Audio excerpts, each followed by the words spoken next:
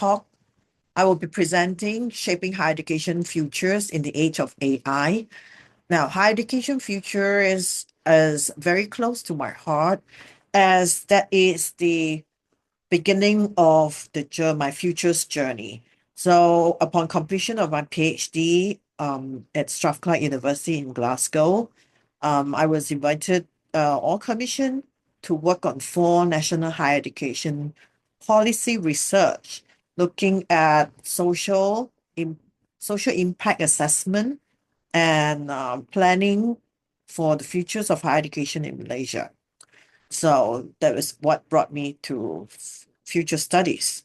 And so as I was working on the 4 projects, I find that the tools that I learned from business school were quite limited.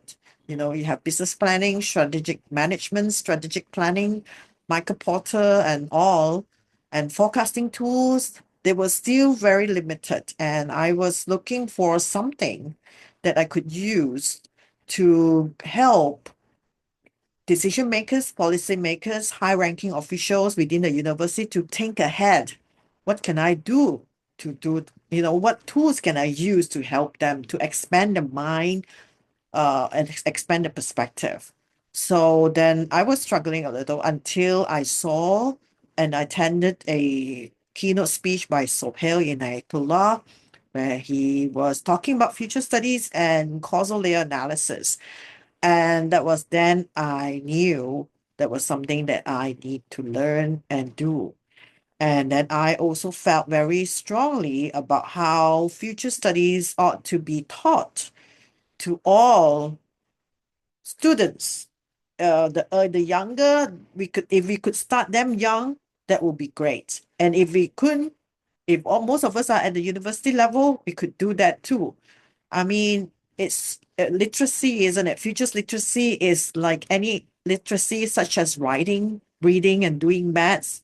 We have to work on it and we have to learn. So, if we could learn to write and read, we can also learn to think about the future. So, future studies is a very important skill that all of us should have. So my name is Nur Anisah Abdullah. I'm with the College of Education, Tam Kang University in Taiwan, and I thank the organizing committee for the second international conference of the Innovations and Education, organized by Marikina Polytechnic College. Thank you so much for having me. So the question is, how's higher education changing in the age of AI? And as we all know or familiar with AI and the internet, information and knowledge is infinite and vast. So how do we, higher education, cover the ground? And what do we want to teach our students? What kind of skills should they master, right? And what about us, teachers and researchers? Are we ready for this change? And I'm sure, well, I shouldn't be saying I'm sure, I'm saying too many times, but if we read a lot of periodicals online, you can see one of the um, regularly published periodicals on higher education is the University World News. They publish articles every week, and a quick search on artificial intelligence and research or artificial intelligence in education, you get so many articles that pop up. So one here that I'm showing you is, can artificial intelligence make research more open? And then on the left column, you see 3 other relevant articles. There's just so many.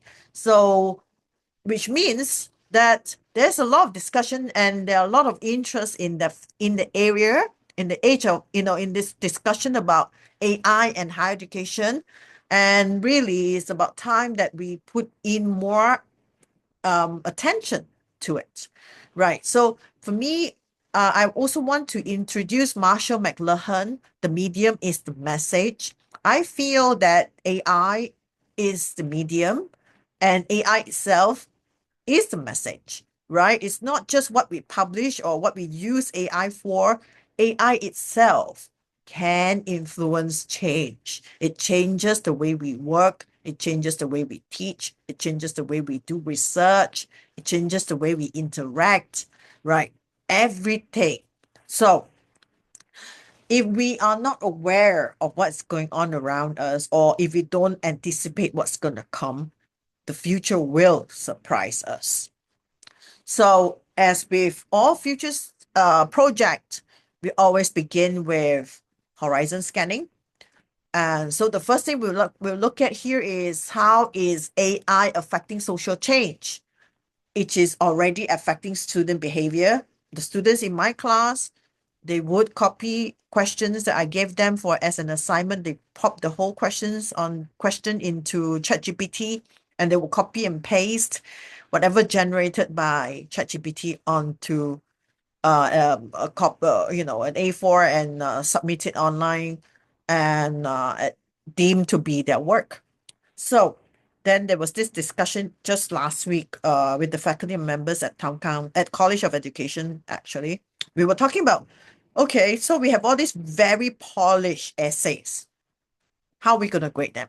If we just look at the essays itself, they're polished, they're well written, English is almost perfect, right? Everything is great, no grammatical error, looks good, but it doesn't read real. It reads fake. It reads a generic voice. It doesn't have personality. There's no identity in the work. So how do we grade students? So the way we teach have to change. We are noticing a role shift. So I have students in my class asking me, what am I doing here? Why am I even sitting in the class? I can learn everything from YouTube, from Instagram Reels, YouTube Reels, short videos. Why am I sitting here 8 hours a day looking at different lecturer? And so what is our role as a teacher? What is our role as a researcher? Are we just publishing? AI can simply publish something for us. What do we do? What do we teach? So the way students learn has changed too. Right now, they're not going to memorize concepts or frameworks. They're not going to memorize historical events, right? They're not going to memorize formulas, because all this coding, formulas, doing maths, everything can be done by generative AI. So what else do they do? So how do we develop the ability to think critically? And how do we expand their cognitive ability? How do we expand the state of consciousness within our students? Artificial intelligence also gave impact access and privacy of data. Access as in the digital divide. For university that are more well-funded, you of course have more facilities, more everything that's available for students to use. But what about those universities that's not as well-funded, not as rich, if you like? And also in terms of privacy, um, who monitors, or what is the governance of the information that we put into all this generative AI's platform? And also, and what do people value more now in the age of AI? Because as a society or community, there are a set of values that we uphold. So what kind of values do university want to propagate? Excuse me. Artificial intelligence also affect technological change. Because of artificial intelligence, we are using more and more tech for work and play.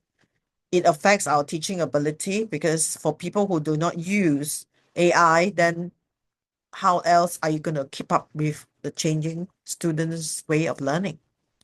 If we don't use AI for research, how else are we going to compete those people who are using AI to do research, right? And what about infrastructure? Are universities able to provide the infrastructure that's required, that we can optimize the use of AI for teaching and learning and researching? AI, of course, affect economical change, and with more and more use of AI, and AI becomes more ubiquitous, you find that a lot of businesses will provide services for AI support, and future jobs will be aligned to that change. Are our students ready for that? Do we prepare them for that kind of jobs? Also, with AI and robotics, they'll be less reliant on human teachers. what else do we do as teachers? And access to technology is not cheap. And what are the economic value of our graduates? So what do people measure it? Last time when you have an undergraduate degree, you get a certain amount of salary. Postgraduate, you get another level of salary. So right now, what would be the new measure economic value for our graduates? And we will also be more dependent on tech companies for research fund. But do we want to subscribe to their agenda? Okay. Are we teaching? Are we becoming higher education? Is higher education becoming a training ground for technocrats and all these big companies that has an agenda to move forward? What about political and legal change? AI brought about academic integrity. We start to question, are this paper published real, belong to real people, real human? Or is it ChatGPT or generative AI produced? Okay. And who owns the intellectual property of materials that or articles or papers or materials that are published by or generated by large language model? What are the governance for use of AI? And also there are concerns with due use of technologies. So with the quick horizon scanning, we now think about, okay, so all these things are changing. So what do we do in higher education? I feel very strongly that, we have our role as teachers and university. We have to play a major role in teaching the future. We need to teach our students or younger generation with the abilities and the skill to look ahead. We need to teach them to be able to anticipate what's coming, the emerging issues, impact and consequences, so that our youth be prepared to influence the direction and pace of change.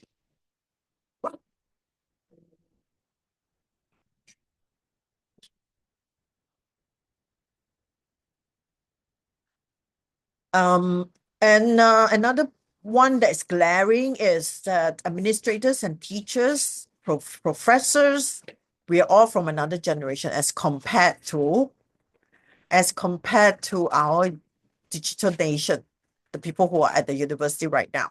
So this generation, they're totally different from us. They're also different from the teachers who are in their 30s, right? The young generation at the university, they are truly digital nation. So how do we understand them? How do we understand what they value? How do we understand how they approach learning? So the question would be, does education ask future-oriented questions?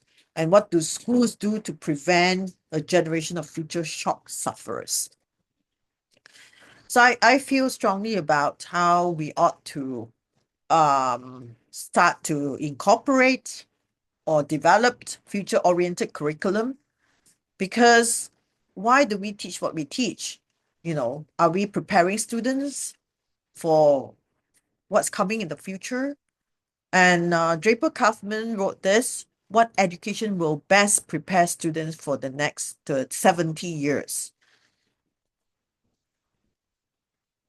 Futurizing the classroom is crucial because we have to work around past-oriented classrooms, past-oriented mindsets. What is past-oriented classrooms? And what is past-oriented mindset? So we have the older generation of teachers who make us memorize. Memorization was the only learning that we had in school. So we have to work past that. And the classroom that is all focused in the past, like exams, how we design exams, the courses that we teach is the same thing after 70 years, it's the same curriculum. So how do we address that? How do we move past teaching the syllabus for exams than to teach learning how to learn?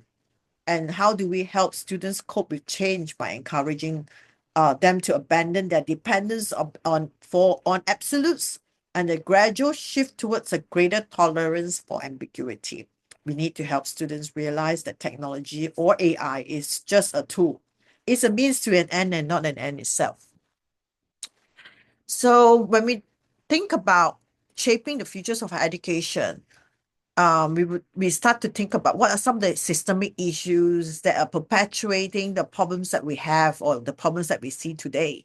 The market-oriented frameworks in higher education, economic factors continuously to play an increasing role in shaping institutional priorities and operations. And globalization has led to the commodification of education, often prioritizing market demands over education values.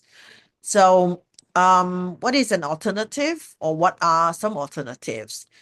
We have the capabilities approach published by Nosburn, and they offer a fundamental reimagining of educational purpose beyond market matrix.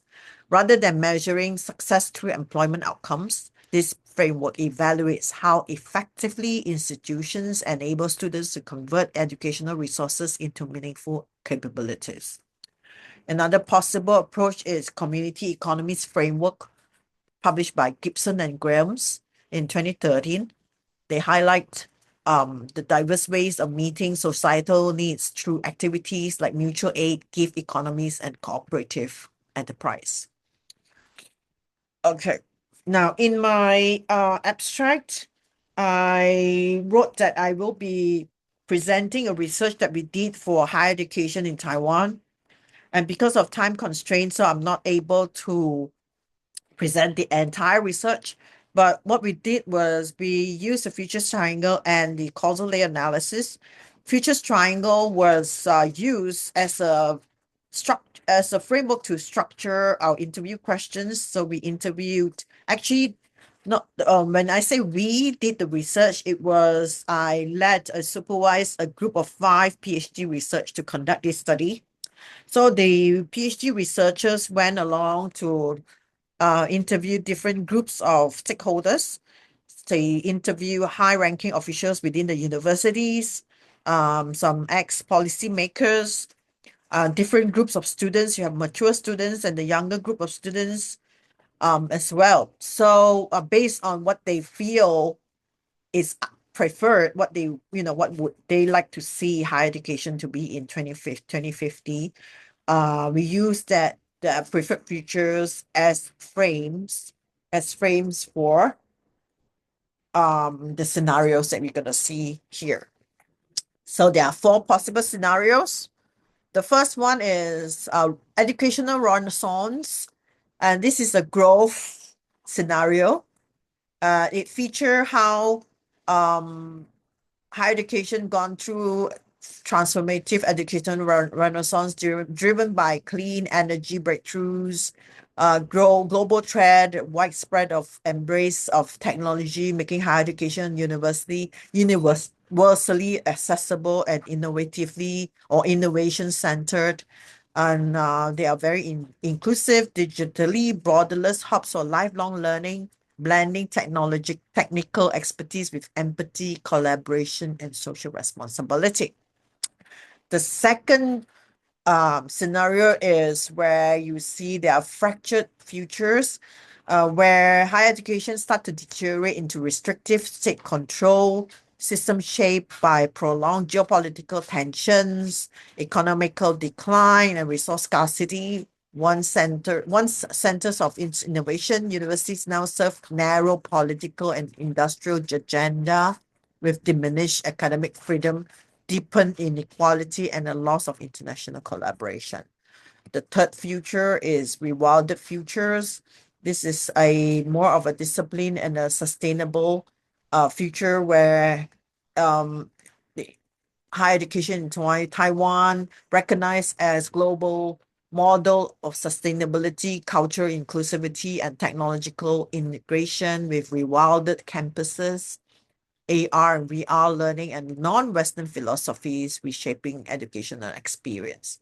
While these innovations foster ecological harmony and holistic learning, they also present new challenges such as blurred realities, security threats, and weakened social bonds, requiring adaptive strategies to ensure well-being, safety, and meaningful human connections. And finally, the fourth scenario is steady struggles, where you see a decline. Taiwan higher education operates under persistent state austerity marked by limited resources, demographic decline, and mounting skepticism about value of education degree. University continue to promote sustainability and social responsibility, but financial constraints force difficult trade-offs that often prioritize efficiency over academic enrichment. While campuses have embraced green technologies and digital learning tools, their utilitarian design and constrained innovation reflect a system striving to remain relevant amid societal stagnation. My speech today or my sharing today is based on these references. Hope that you'll find them useful, particularly Draper Kaufman Teaching the Future and Marshall McLuhan Understanding the Media.